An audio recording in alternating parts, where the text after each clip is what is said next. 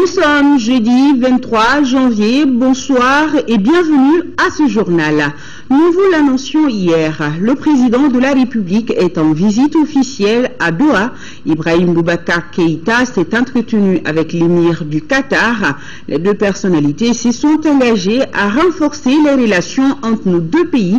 Pour le président de la République, toutes les initiatives prises seront désormais suivies et concrétisées. Il est au micro de nos envoyés spéciaux à Doha, Ibrahim Traoré, Dembawan et Ibrahim Koulibaly. Il y a des questions d'amitié, il y a des questions de coopération, il y a des questions de la situation mondiale telle que le Qatar l'apprécie, telle que le Mali la voit. Et je dois dire que cette deuxième rencontre, parce que nous sommes vus à New York, nous avons beaucoup parlé, nous sommes vus au Koweït où nous nous sommes juste rencontrés, c'était notre deuxième grande rencontre. Et vous avez vu avec quelle chaleur. Et il n'est pas courant, m'a-t-on dit, que l'émir reçoive un homme d'État dès son arrivée. Ça a été le cas, suivi d'un déjeuner élargi et précédé d'un entretien particulier. Tout cela montre le degré de la considération qui nous est faite ici, dans le Qatar. Et donc, j'espère que dans l'avenir nous montrera à souhait le développement dans tous les domaines. Il y a donc de la bonne volonté. Il y a aujourd'hui pris en compte de nos besoins dans beaucoup de domaines et la disponibilité ici nous a été affirmée et réaffirmée par les différents interlocuteurs. Le gouvernement dont j'ai ici avec moi plusieurs membres a eu des contacts également sectoriaux divers et je pense que tout cela sera vraiment approfondi et le Qatar veut des choses concrètes, des projets concrets. Habituellement nous sommes lents, nous Maliens, dans ces réactions-là, mais je suis moi-même dorénavant toutes ces affaires-là. On n'est pas en train de faire du tourisme, on ne se bat pour le Mali et j'entends que ceux que nous engageons soient suivis des faits. Il n'est pas question de dormir à Bamako. Au retour, il faut que des projets bien ficelés soient pris dans la partie qatari, qui ne demande que cela. Donc nous le ferons, Inch'Allah. Le Qatar sera toujours aux côtés du Mali pour l'aider à sauvegarder son intégrité et son unité nationale. Ces propos sont du ministre qatari de la Défense. Ces derniers a eu un tête-à-tête avec le chef de l'État. Leurs échanges ont essentiellement porté sur le renforcement de la coopération sécuritaire entre les deux pays. Retrouvons nos envoyés spéciaux à Doha. Le Mali et le Qatar décident de renforcer leur coopération en matière de défense et de sécurité.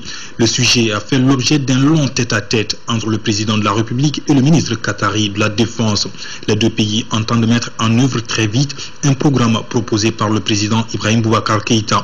Le but est d'accompagner le Mali à sauvegarder l'intégrité et l'unité nationale du pays. Et pour cela, l'engagement du Qatar ne fera pas défaut, rassure Ahmad Bin Ali Attia, ministre qatari de la Défense. Nous sommes très heureux de constater que M. le Président de la République a une vision très sage et à long terme par rapport à ses ambitions pour le Mali et par rapport à la présence du Mali sur l'arène internationale. C'est source de réconfort pour nous. Donc au rang des toutes premières priorités chez M. le Président de la République, nous avons noté son souci de préserver à tout prix l'unité nationale en parvenant à la réconciliation, mais aussi de faire respecter et pour toujours l'intégrité territoriale et la souveraineté de la République du Mali, mais aussi le développement de son économie. Sur la base des entretiens en tête-à-tête que son Excellence Monsieur le Président de la République a eu avec son Altesse l'Émir, des instructions très fermes et des orientations ont été données par rapport au mécanisme et au chronogramme de travail à réaliser en vue de venir en aide à nos frères du Mali. Et ce pour renforcer et consolider la relation d'amitié et de fraternité qui lie le peuple du Mali à celui du Qatar. Donc nous avons reçu des instructions fermes, des orientations de son Altesse l'Émir afin que nous tendions la main à nos frères du Mali et que nous acceptions aussi la main tendue et voir dans la limite de nos moyens toutes les voies possible et susceptible de booster cette relation et cette coopération entre les deux pays. Donc nous avons été honorés de recevoir M. le Président de la République ce matin pour enclencher déjà la mise en œuvre du programme tel que conçu et dont l'orientation a été fixée, je vous disais hier, par son Altesse l'Émir par rapport au Mali. Les discussions se sont poursuivies autour d'un déjeuner offert au président et à sa délégation par le ministre qatari de la Défense. La rencontre s'est achevée par un échange de cadeaux entre les deux délégations. Et toujours au Qatar, jetons à présent un coup d'œil sur les activités de la première dame. Accompagnée de 3 membres du gouvernement, Keïta Aminata Maïga s'est rendue de nouveau à la Qatar Foundation, ceci pour une séance de travail. Ndeye Sissoko, Idrissa Traoré était de la visite. 3 ministres ont pris part à la deuxième rencontre entre l'épouse du président de la République et la Qatar Foundation. Il s'agit du ministre de l'Emploi et de la Formation professionnelle, celui du Travail et des Affaires sociales et humanitaires et le ministre délégué chargé de l'élevage, de la pêche et de la sécurité alimentaire. La présence de ces membres du gouvernement à cette séance de travail n'est pas fortuite, puisque la Fondation du Qatar compte axer son intervention au Mali dans le domaine de la formation professionnelle en construisant des centres de formation, dans l'humanitaire en finançant certaines actions et dans l'agriculture à travers le projet Ferme Pilote pour les jeunes. À cela, on peut ajouter le volet culture qui va se focaliser sur les manuscrits de Tombouctou et la réalisation d'un film documentaire sur l'histoire du Mali. L'occasion a été bonne pour revenir sur la convention signée en 2011 entre le ministère chargé de la formation professionnelle du Mali et la Fondation. Au terme des échanges, il a été décidé que des investissements étaient nécessaires pour assurer la continuité des futurs projets. La Fondation du Qatar souhaite avoir des engagements du gouvernement qu'il pourrait s'investir dans les mines et dans l'agriculture. Des techniciens vont travailler sur cette question. Il y aura une convention qu'on va signer également pour définir clairement dans quelle mesure ces investissements vont être faits dans ces domaines-là et quelles facilités on va accorder à Qatar Foundation qui s'engage à financer, donc à assurer la pérennité des investissements qu'ils vont faire dans les secteurs que j'ai cités. Ce que nous allons faire déjà, c'est d'écrire à la Fondation du Qatar pour leur donner des assurances qu'elle peut effectivement investir dans les secteurs des mines et de l'agriculture, bien sûr dans les secteurs sociaux également. Le ministre du Travail est là, nous avons parlé de ces questions-là. Donc nous allons leur écrire pour leur dire que nous donnons notre accord de principe et sur cette base-là, ils vont déjà débloquer un premier financement de 2 millions de dollars.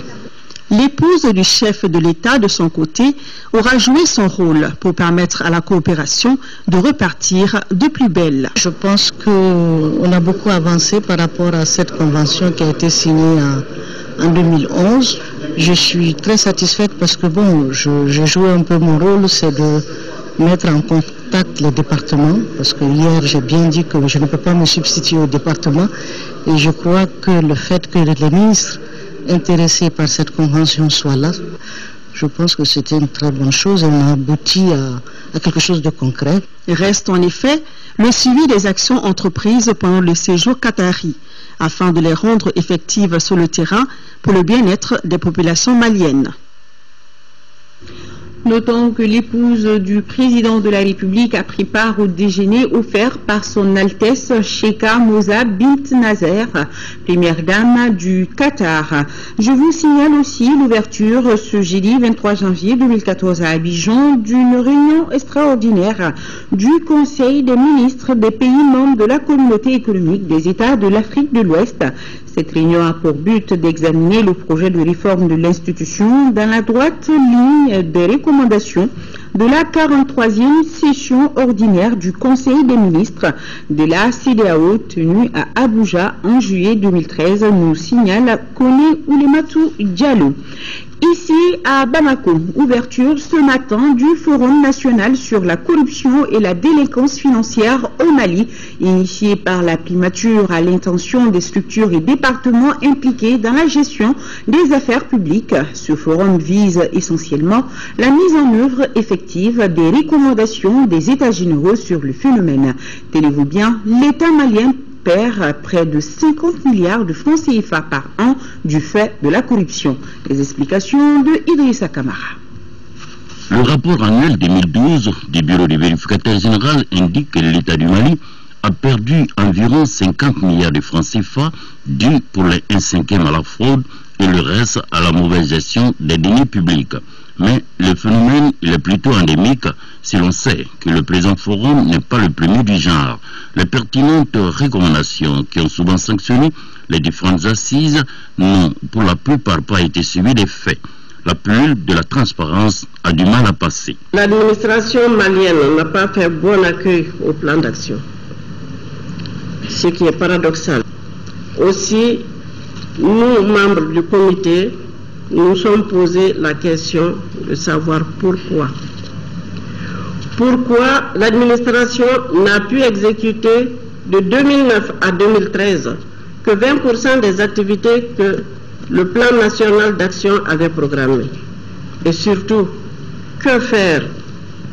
Que faire pour remédier à la situation?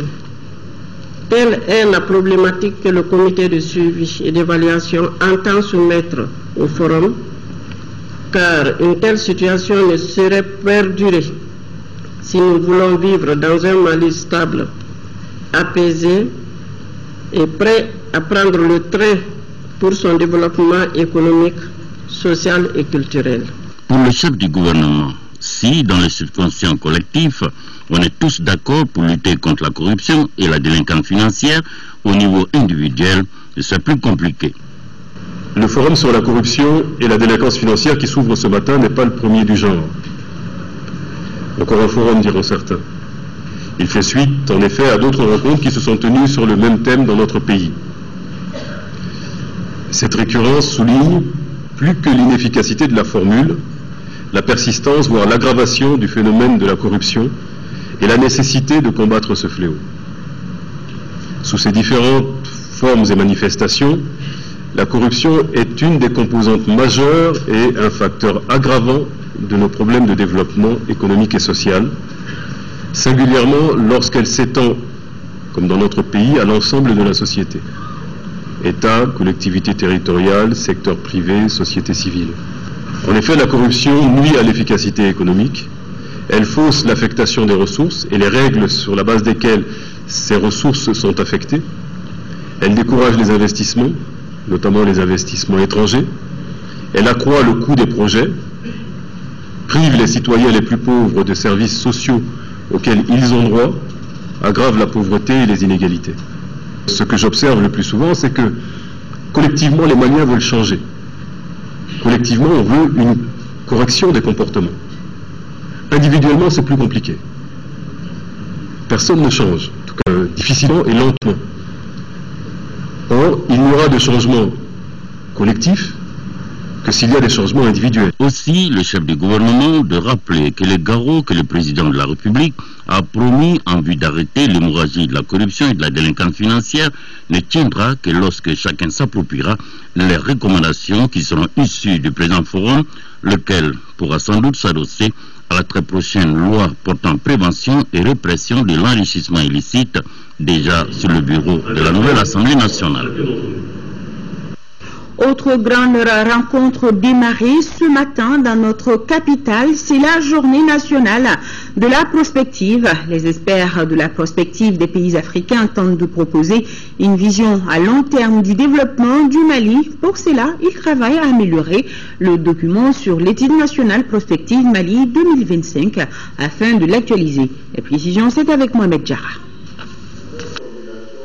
Les idéaux du président Nelson Mandela guident les pas des participants à cette journée nationale de la prospective à travers ces citations. Une vision qui ne s'accompagne pas d'action n'est qu'un rêve. Une action qui ne découle pas d'une vision, c'est du temps perdu. Une vision suivie d'action peut changer le monde. Fin de citation. C'est sur ces différentes maximes que décideurs politiques et autres partenaires techniques et financiers comptent s'appuyer pour discuter de la vision future du Mali pour les prochaines années. La démarche n'a pas pour but de prévoir l'avenir, mais d'aider le gouvernant à le construire.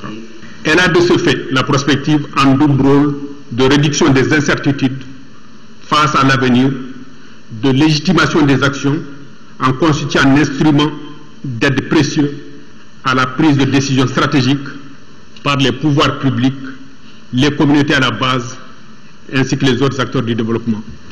Pourtant, au Mali, on n'était pas très loin du compte. Une étude nationale prospective Mali 2025 avait été réalisée. La mise en œuvre du document était censée éviter à notre pays de tomber dans le chaos qu'il a connu récemment. Malheureusement, les recommandations de cette étude sont restées lettres mortes. Nous nous réjouissons d'avance de l'opportunité que nous aurons de bénéficier de leur grande expérience et de leur regard rétrospectif sur l'usage qui a été fait des recommandations de l'étude nationale Mali 2025. Notamment en termes d'opérationnalisation de la vision, d'anticipation, de veille prospective, d'orientation et de planification et d'aide à la décision, y compris dans les domaines sectoriels. Pour le chef de gouvernement, il s'agit donc de construire collectivement une vision stratégique. Et le Mali, pour sa part, s'est doté d'un plan d'action 2013-2018 qui traduit la vision du président de la République. La construction d'une économie émergente est un autre axe majeur de notre programme de développement, avec comme objectif un taux de croissance à 2 chiffres à l'horizon 2018. Pour ce faire, le gouvernement entend maintenir la stabilité macroéconomique, développer les infrastructures, accélérer le développement et la modernisation du secteur agricole afin de renouer avec la croissance et le développement durable. La création d'un ministère dédié au plan et à la prospective s'inscrit dans ce cadre. Elle répond à la nécessité de renforcer les fonctions de prospective, de planification, de programmation et de suivi et évaluation dans notre système institutionnel. La crise survenue en janvier 2012 montre que nous nous devons de prendre en compte les scénarios du futur dans toutes les activités de gestion du développement, aussi bien au niveau de l'État et des collectivités décentralisées qu'à ceux des grandes entreprises du secteur public, du secteur privé, de la société civile. Les experts et autres invités auront des connaissances approfondies sur des thèmes comme par exemple la prospective, défis et enjeux de l'anticipation dans un contexte de mondialisation. Au cours de la journée, le Mali bénéficiera de l'expérience des pays amis et voisins qui ont connu des crises similaires à la nôtre. Le but de l'exercice est de briser désormais la glace de la méfiance entre gouvernants et gouvernés, et cela dans l'intérêt du pays. Paul Numba, c'est le tout nouveau directeur des opérations de la Banque mondiale pour le Mali, le Tchad et le Niger. Il vient d'arriver dans notre pays. Paul Numba a été reçu en audience cet après-midi par le Premier ministre Oumar Tatamli. Les échanges ont porté sur le développement du secteur agricole au Mali et l'éducation, entre autres. Nous l'écoutons à sa sortie d'audience au micro de Daouda Sidiki Diarra. Je suis venu rechercher, comme on dit dans le langage, ma feuille de route auprès de Monsieur le Premier ministre, qui nous a prodigé des conseils et qui nous a fait part de ses priorités en matière d'action gouvernementale. Et nous avons donc échangé autour des programmes de la Banque mondiale en cours de mise en œuvre au Mali et des programmes à développer pour le futur. Comme vous le savez, la Banque mondiale, comme les autres partenaires, sont fortement engagés auprès du gouvernement du Mali pour pouvoir permettre, n'est-ce pas, le retour à une activité économique pleine et promoteuse. Donc nous travaillons aujourd'hui de manière forte pour pouvoir permettre, n'est-ce pas, le redémarrage de toutes les activités économiques, y compris dans ce qui concerne le secteur privé. Nous avons discuté plus ou moins de 2 ou 3 plans de priorité. La première priorité qui a été soulignée par son Excellence, c'est vraiment la nécessité de transformer l'agriculture, de développer une agriculture plus productive, orientée par des pratiques commerciales qui permettraient au Mali de valoriser les vastes étendues agricoles, des terres agricoles dont il dispose. Donc de produire plus pour pouvoir nourrir sa population et également pour pouvoir exporter auprès des pays de la sous-région. Et ensuite, si on peut augmenter la quantité de production agricole, on est en mesure, n'est-ce pas, de faciliter l'installation de la transformation, n'est-ce pas, agricole, des industries qui transforment les produits agricoles. La deuxième priorité que son Excellence a bien voulu partager avec nous, c'est l'importance de l'enseignement, notamment pas simplement en termes de construction d'écoles ou de centres d'instruction, mais en termes d'améliorer la qualité de l'enseignement. Que ce soit l'enseignement primaire, élémentaire, secondaire et tertiaire, c'est-à-dire universitaire. Il est question de faire un enseignement qui permette au Mali de disposer des hommes et des femmes qui seront en mesure de prendre en charge les destinées de son développement. Alors la troisième priorité qui est ressortie de nos échanges avec son Excellence, c'est vraiment cette question de maintenir, n'est-ce pas, une stabilité macroéconomique qui permettra en fait à l'ensemble des acteurs du secteur public privés et aussi de la communauté internationale de continuer, n'est-ce pas, à apporter leurs efforts en matière d'investissement qui sont nécessaires pour le développement économique du pays. Et nous avons ce communiqué du ministère de la Défense et des anciens combattants en hommage aux victimes du massacre d'Aguelhok. Le ministère de la Défense et des anciens combattants organise une journée commémorative le vendredi 24 janvier 2014. Cette journée sera marquée par une séance de prière à la mémoire de tous ceux qui sont tombés sur le champ d'honneur à partir de 13h sur la place d'armes de Kati. À cet effet, les drapeaux seront mis en berne dans toutes les garnisons du pays. Des offices religieux sont également prévus le dimanche 26 janvier 2014 dans les églises catholiques et protestantes. Le ministre de la Défense et des anciens combattants et l'ensemble des forces armées de sécurité expriment leur reconnaissance à tous ceux qui ont fait le sacrifice ultime pour défendre la patrie. Et toujours dans le même domaine, l'interview de la semaine s'intéresse aujourd'hui à la question comment faire face aux nouveaux défis sécuritaires et comment se construit la nouvelle armée malienne. Le ministre de la Défense et des anciens combattants est l'invité de Yaya Konaté, entretien à suivre après ce journal. Audience à l'Assemblée nationale. Le président de l'hémicycle a reçu ce matin le représentant spécial du secrétaire général de l'ONU au centre des échanges, la restauration définitive de la paix et de la sécurité et la reconstruction du pays. Écoutons le représentant spécial du secrétaire général de l'ONU qui donne plus de détails au micro de Youssouf Diakité. L'institution du Parlement est extrêmement importante. Il était des élections législatives presque parfaites.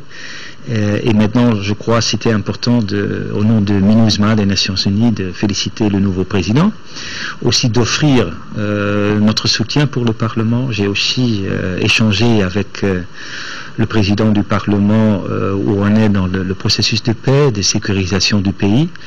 Et j'ai offert, avec une réaction très positive, d'être aussi transparent comme MINUSMA au Parlement malien. Ça veut dire, moi je suis prêt d'aller dans toutes les commissions pour dire ce que nous faisons, pour écouter ce que veulent les Maliens, parce que nous sommes là pour les Maliens, sans discrimination, sans exclusion, pour les trois volets cruciaux, la sécurité humaine, le développement précoce et la justice, droits de l'homme et le soutien aussi au Parlement. On a parlé bien sûr sur où on est dans la réconciliation. J'ai expliqué un peu notre travail aussi de sécuriser, de cantonnement, d'aider après ma visite au Conseil de sécurité qui est juste finalisé, que le Conseil de sécurité veut venir ici, même la semaine prochaine, eux-mêmes, dans tous les ambassadeurs qui vont venir ici de New York. Ils veulent voir aussi le président de la République, bien sûr, mais aussi le président de l'Assemblée, pour échanger où on est maintenant avec le processus de paix, comment on peut déclencher ça dans une manière qui est acceptable pour tous les Maliens. Restons à l'Assemblée nationale. Son président porte à la connaissance des honorables députés que la séance plénière ouverte le mercredi 22 janvier 2014 se poursuivra le mardi 28 janvier et jour suivant, s'il y a lieu, à partir de 10h dans la salle Modibo Keïta. L'ordre du jour porte sur l'examen et l'adoption du règlement intérieur. Le président s'est compté sur la présence effective des honorables députés et la séance est publique. Signature de protocole d'accord. Elle porte sur un don de financement du projet de renforcement de la sécurité alimentaire par le développement des cultures irriguées. Un projet qui a pour but l'accroissement durable de la productivité agricole par une gestion efficiente des infrastructures hydro-agricoles et le développement des chaînes de valeur des filières porteuses. Rachel Tissoué. Le projet de renforcement de la sécurité alimentaire par le développement des cultures irriguées est financé par la Banque africaine de développement à hauteur de 29 milliards de francs CFA. Ce projet qui s'étend sur 6 ans met un accent particulier sur la nutrition des enfants, l'équité du genre et l'emploi des jeunes. Il touche plus de 85 000 bénéficiaires. Le projet sera exécuté à travers 3 composantes. le développement des infrastructures de production avec la réhabilitation des infrastructures hydro-agricoles sur près de 5000 hectares avec maîtrise totale de l'eau d'irrigation, la construction de près de 55 km de drains et la réhabilitation de près de 60 km de pistes rurales. Le développement de chaînes de valeur avec le renforcement des capacités, la promotion des innovations techniques et l'appui aux initiatives locales et à la gouvernance. Le gouvernement s'engage dans la mise en œuvre correcte de ce projet qui contribue à relancer l'économie nationale. Par rapport aux résultats, je pense qu'on est engagé à y parvenir. Et nous pensons qu'ensemble avec le bureau résident, on doit faire en sorte qu'avec les ministères sectoriels, on puisse assurer vraiment la mise en œuvre à bonne date de toutes les activités programmées et s'assurer qu'effectivement les bénéficiaires initiaux sont bien ceux qui ont été les destinataires de l'effort qui a été consenti par notre institution commune, la BAD, et le gouvernement du Mali. Il est attendu entre autres une production additionnelle de riz paddy, de poisson et de viande de poulet de chair. Les travaux de la formation pré-volontariat deuxième contingent ont débuté. 150 jeunes prennent part aux 4 journées de formation, une formation qui porte sur la décentralisation et le montage de projets. À l'occasion, le ministre de la Jeunesse et des Sports appelle les jeunes au don de soi et à la compétence. Mamadou Gaussou Diarra les invite à se mobiliser pour le développement de nos communautés. Il est au micro de Moïse Traoré. Le monde appartient à ceux qui se lèvent tôt.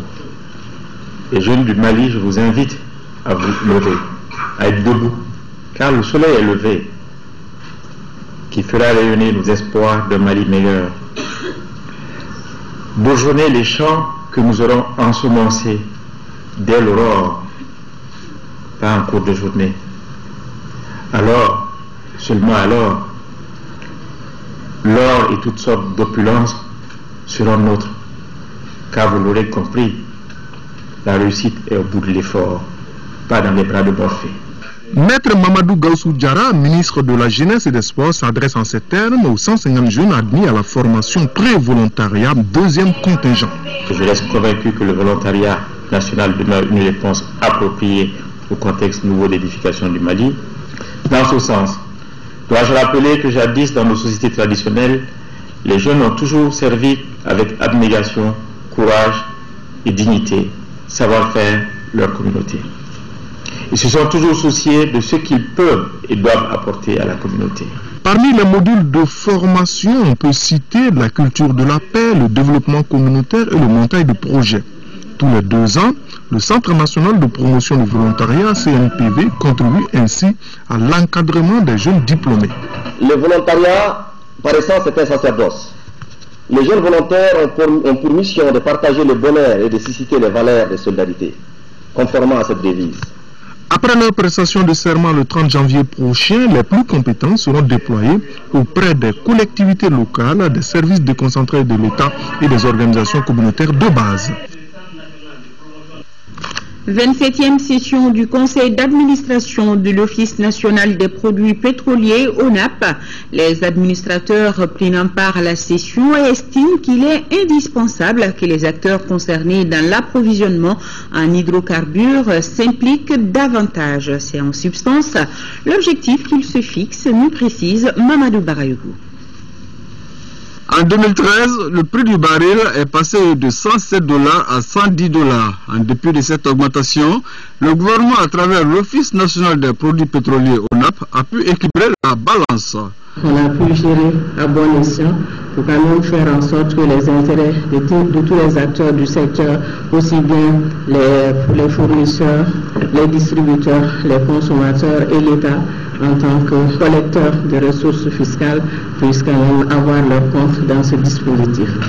L'ONAP, à travers cette 27e session de son conseil d'administration, prendra toutes les mesures adéquates en 2014 pour la constitution d'un stock national de sécurité en carburant. La question de l'approvisionnement du Mali en hydrocarbures en tant que pays continental est une question cruciale et qui quand même interpelle chacun d'entre nous, soit en tant qu'opérateur actif du secteur en tirant des revenus et des profits, soit en tant que consommateur intermédiaire ou consommateur fini de ces produits-là. Donc nous pensons que par rapport à ce point, il est important pour nous que la session d'aujourd'hui vraiment se passe dans la franchise la plus totale, que les discussions soient vraiment de nature à nous aider à renforcer les performances du secteur en termes de contribution au budget de l'État, mais surtout en termes d'approvisionnement régulier de nos populations et de nos acteurs économiques et sociaux en matière d'hydrocarbures. Autre programme inclus dans le projet du budget 2014, l'assainissement du sous-secteur, l'établissement des statistiques d'importation, de consommation et de vente des produits pétroliers. Tenue de la 35e session ordinaire du conseil d'administration du centre hospitalier universitaire du Point G, les administrateurs vont statuer sur le budget programme 2014 de l'hôpital qui est équilibré en dépenses et en recettes à la somme de plus de 5 milliards de francs CFA en 2013, soit une diminution de 19%. Daouda Sidiki Diarra, compte rendu. Malgré l'environnement socio-économique difficile qu'a connu notre pays, le centre hospitalier universitaire du Point G a transformé en acte concret la feuille de route que le gouvernement lui a confiée. Au cours de ce conseil d'administration, les administrateurs vont statuer entre autres sur le budget programme 2014. Grâce à sa stratégie adoptée, l'hôpital du Point G, dans le cadre de ses activités, a réalisé plus de 5 milliards de francs CFA sur une prévision annuelle de 7 milliards 203 millions au cours de l'année écoulée. Nous avons quand même atteint nos résultats, aussi bien au niveau des activités médicales que des activités de chirurgie. Près de 91%, en tout cas, des objectifs ont été atteints. En 2013, cet hôpital de référence a enregistré 26 039 cas de consultation et 5 784 hospitalisations. À ceci, il faut ajouter les 1809 actes opératoires. Quant au laboratoire, il a réalisé 56 711 examens. L'hôpital compte faire plus en 2014 avec le démarrage des activités d'imagerie à résonance magnétique et bien d'autres. Nous envisageons la construction du service de rhumatologie parce que pour qui connaît tous les problèmes liés aux maladies rhumatismales et au Mali et au regard aussi du personnel que nous avons aujourd'hui qui est compétent. Et donc nous envisageons la création de ce service-là pour répondre aux sollicitations des usagers. En plus, nous avons un autre défi, c'est la réalisation le démarrage des activités de chirurgie à cœur ouvert. Parce que la plupart des enfants atteints de cardiopathie n'ont pas une survie en tout cas acceptable. Les efforts vont être menés toujours dans le sens de l'amélioration de la qualité des soins et des conditions de travail du personnel sanitaire. D'une session à une autre, celle de la maison du Hadj, la 9e session du JAR. Au cours de la rencontre, les administrateurs sont appelés à adopter le procès verbal et les recommandations issues de la 8e session, le rapport d'activité de la structure pendant l'exercice écoulé. Les perspectives de 2014 sont également des points inscrits à l'ordre du jour de cette session. Moussa Fani.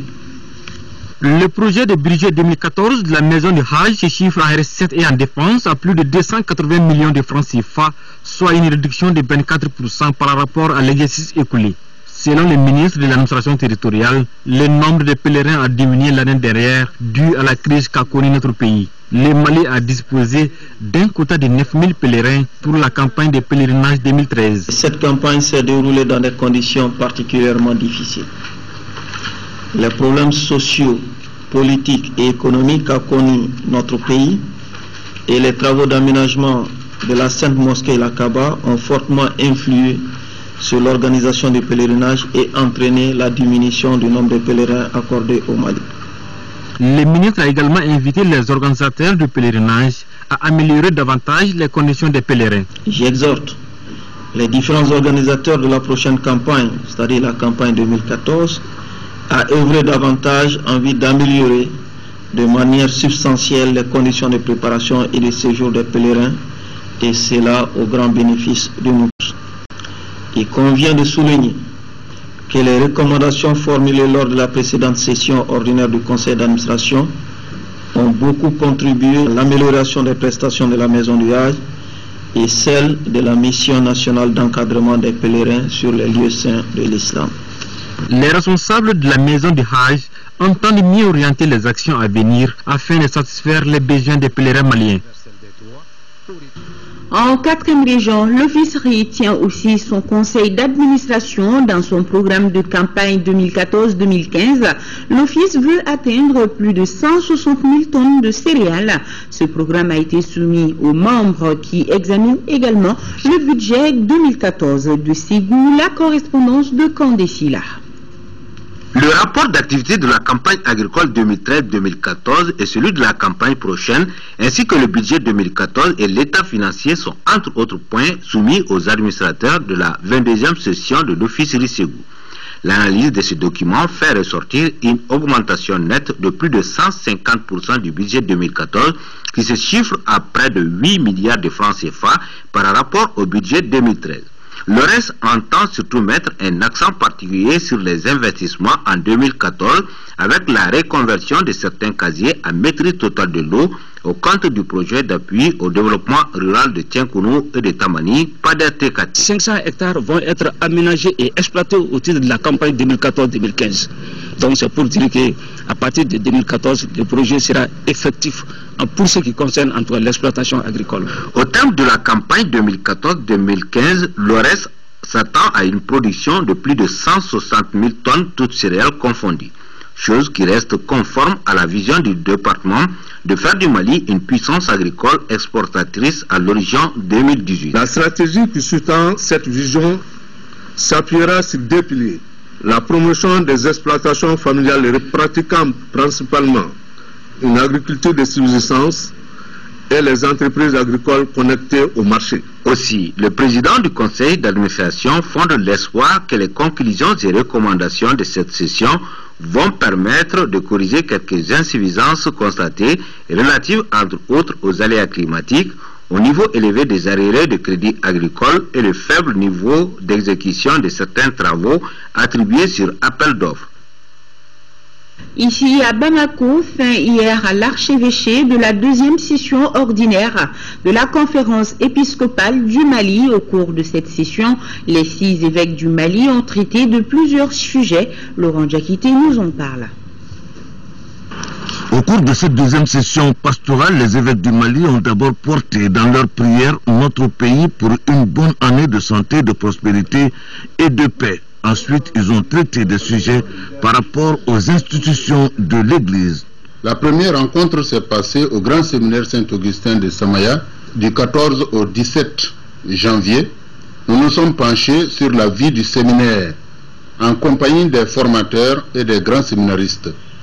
Le point crucial de cette rencontre a été de voir comment aider les formateurs de la maison à atteindre les objectifs qui ont été fixés pour la formation des futurs prêtres au service de nos communautés chrétiennes. La seconde rencontre, ici les évêques ont poursuivi leur réflexion sur le grand séminaire, puis, après la prise de connaissance des rapports des différentes rencontres passées, ils ont examiné plusieurs dossiers de la vie de notre Église, en particulier le fonctionnement de nos structures telles que l'enseignement privé catholique, le risque de la comptabilité de nos églises. On va parler de l'Église et donc du 43e pèlerinage catholique, la première mai 14. Distributeur professionnel des produits agro-pharmaceutiques Mali a noté que l'association appuie les services techniques du développement rural dans la lutte contre les effets nuisibles des produits chimiques. Ibrahima Tchoukari, compte rendu. Réunis en assemblée générale annuelle, les membres de CropLife Mali doivent faire le bilan de la campagne écoulée et élaborer un nouveau programme d'activité 2014. Parlant du bilan 2013, l'association le trouve positif. Au nombre des acquis, la formation de 2100 agents d'encadrement et responsables de la CMDT au HVN, 2500 producteurs et 180 revendeurs de produits phytosanitaires. L'assainissement du marché des produits phytosanitaires, de même que le respect et la protection de la propriété intellectuelle, constituent pour notre agriculture une nécessité pressante. Ensemble, nous devons mener une lutte sans complaisance contre la fraude, les contrefaçons et en même temps accélérer la sensibilisation et la professionnalisation du secteur informel. CropLife est une structure qui n'est plus à présenter au Mali. Tant elle a été active dans l'accompagnement des producteurs et productrices, dans la promotion des technologies agricoles tels que les pesticides et la biotechnologie des plantes, notamment à travers leur importation et leur distribution. Pour la Commission, sollicite l'accompagnement des plus hautes autorités. L'objectif visé par le département est de stopper la prolifération dans notre pays de produits frauduleux de contrefaçon qui contrarient les efforts de l'industrie phytosanitaire avec comme conséquence les intoxications alimentaires et la pollution de l'environnement, la baisse du rendement des cultures, les pertes de recettes fiscales pour l'État, la dégradation de la qualité des récoltes, etc. Avec cet accompagnement du gouvernement, CropLife Mali, l'association des importateurs et distributeurs professionnels des produits agropharmaceutiques, est désormais mis sur orbite pour l'accomplissement de sa mission. Et ce communiqué, la Fondation Ismaïla Konaté informe le public que le Téléthon initialement prévu pour le vendredi 24 janvier 2014 est reporté à une date ultérieure. La Fondation s'excuse de ce contretemps indépendant de sa volonté. La nouvelle date sera communiquée ultérieurement.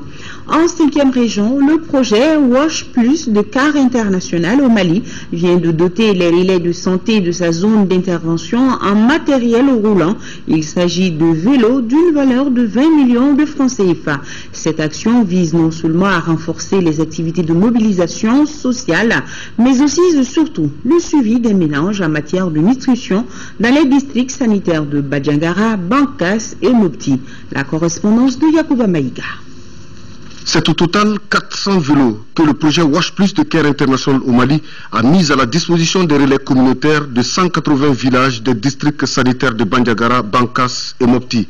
Ces relais avaient auparavant bénéficié d'une formation sur les techniques de dépistage de la malnutrition, la référence des enfants malnutris, la mobilisation communautaire et l'alimentation du nourrisson et du jeune enfant. Les cercles de Bandiagara, Bankas et Mopti sont singulièrement touchés par plusieurs cas de malnutrition.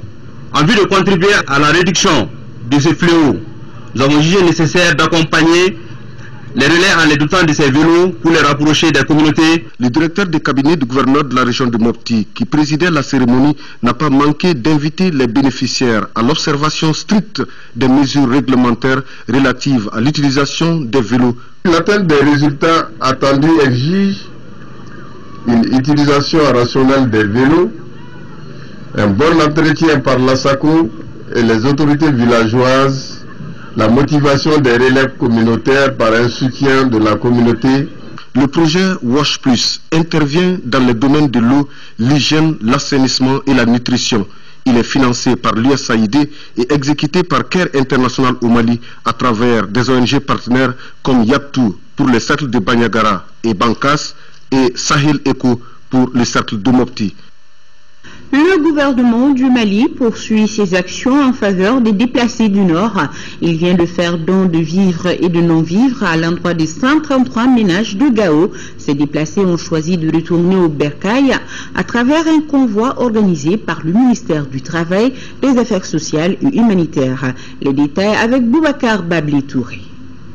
Au total, 133 ménages déplacés de retour à Gao sont les bénéficiaires de ces dons en vivres et en non-vivres.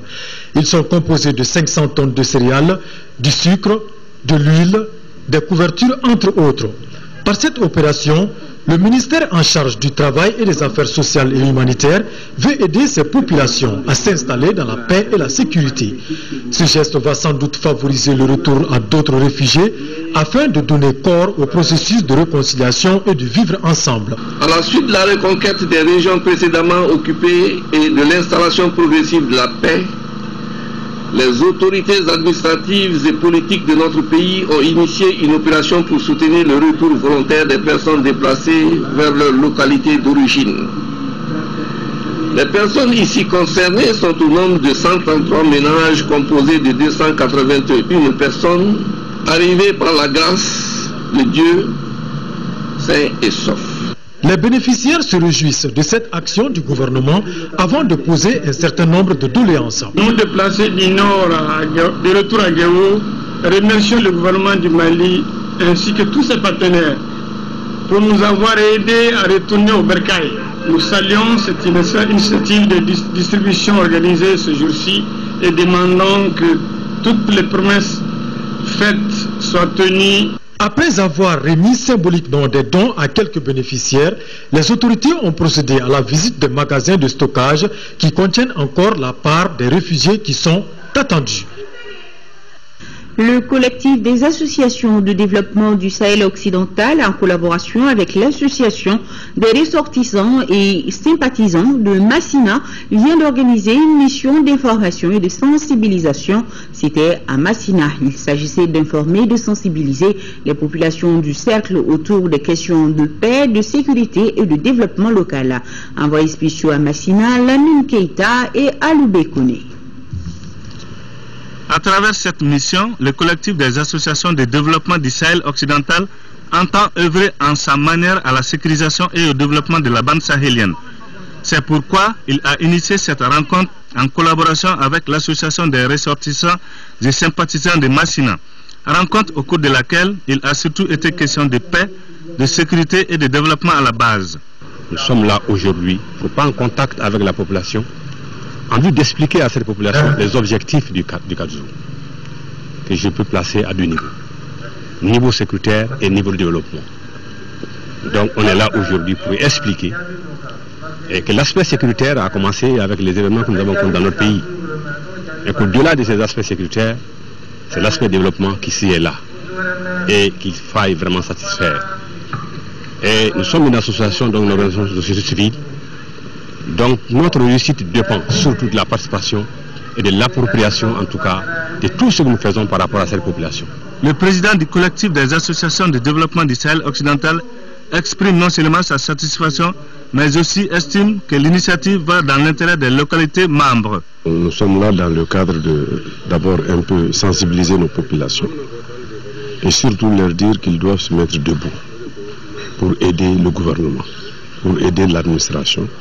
Donc pour s'aider eux-mêmes, parce que le pire des maux, c'est la pauvreté. Et cette pauvreté, si vous voulez la lutter contre, c'est de ne pas rester les bras croisés. C'est le message fort que nous avons amené pour expliquer ça à nos populations de Massina. Au cours des échanges, ils ont surtout mis l'accent sur les stratégies de communication, de sensibilisation et d'organisation des populations indispensables afin de faire face à toute menace extérieure. Les autorités et notabilités rencontrées ont apprécié l'acte patriotique et manifesté leur adhésion à la cause. Cérémonie d'inauguration de la maternité de Salah dans la commune rurale de Ngabakoro. C'est l'ONG Solisa, Solidarité pour le Sahel, qui a financé la construction et l'équipement du bâtiment. Elle s'engage également à soutenir financièrement le personnel de santé employé pendant toute une année. Rachel Tessougué était présente, son reportage. Salah, un village situé dans la commune rurale de Ngabakoro, dispose désormais d'une maternité. Le coût total de la construction et de l'équipement du local s'élève à 28 millions de francs CFA. Il comprend une salle de réception, une salle de garde, une pharmacie, une salle de soins, une salle de repos, une salle d'accouchement et un puits entre autres. La population est très importante. Il y a des sérieux problèmes liés à la santé ici. Donc c'est pourquoi nous sommes venus répondre à cette requête. C'est un coût de 28 millions comprenant plusieurs aspects, ça veut dire le bâtiment, les équipements, la pharmacie. Nous allons soutenir le personnel du centre, leur salaire est fonctionnant pendant un an. La population de Salah est ravie d'avoir une maternité déjà équipée. Elle promet d'en prendre soin. Aujourd'hui, la préoccupation majeure de cette ville-là, le village de Salah plutôt, était vraiment d'avoir un centre de santé de cette taille pour vraiment, c'est-à-dire parer à tous les problèmes de santé que nous connaissons dans ce village. À toute la population de prendre soin de cet équipement qui est un outil de travail très important pour que la santé soit réellement réelle au sein du village. Cette nouvelle maternité permettra aux habitants de Salah d'accéder facilement aux soins. Page noire de ce journal, notre collègue Noumou Kontaga, correspondant de la MAP et de l'ORTM dans le cercle de Yélimane, est décédé ce jeudi matin à Bamako des suites d'une courte maladie à l'âge de 56 ans. Enseignant de son état, il a servi dans beaucoup de régions avant d'être affecté à Yélimani. Il était d'ailleurs conseiller pédagogique au CAP de Yélimani. Les obsèques de Nou Kontaga auront lieu demain vendredi après la prière au quartier Badjalan 2, non loin de l'ancienne salle de cinéma ABC. Il laisse derrière lui une veuve et deux orphelins et que son âme repose en paix. Nous voilà à la fin de cette édition. Merci à vous qui l'avez suivi en notre compagnie et à ceux qui l'ont préparé. Aïssata Ibrahim Maïga sera là demain pour les éditions du soir et Anna Ramali Diallo pour celle du jour. Merci à nos téléspectateurs de Libreville, c'est au Gabon. Dans une poignée de minutes, la météo avec Abibatou Diakité. Bonne suite de programme et merci encore.